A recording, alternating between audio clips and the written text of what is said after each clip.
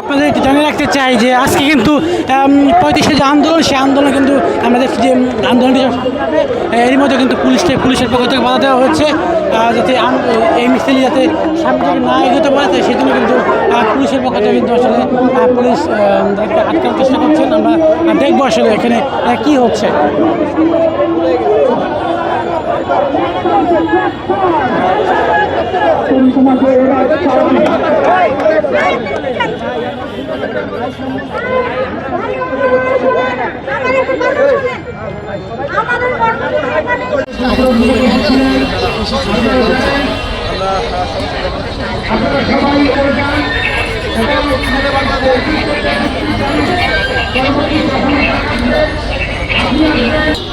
একদম উপায় গেছে। ভাইয়া আপনারা বিভিন্ন ছেলে থেকে যারা এসেছেন আপনাদেরকে সঙ্গে অনুরোধ জানাচ্ছি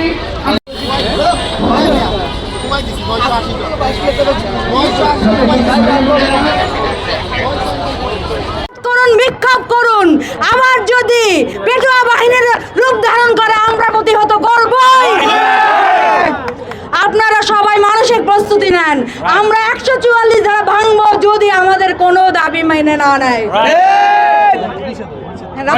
দাবি মানলে আমাদের বাংলাদেশে লাভবান হবে। প্রিয় 35 প্রত্যাশী ভাই বোনেরা, আপনারা জানেন এই যৌক্তিক দাবিটি বাস্তবায়নের জন্য আজকে আমরা মাঠে নামেছি।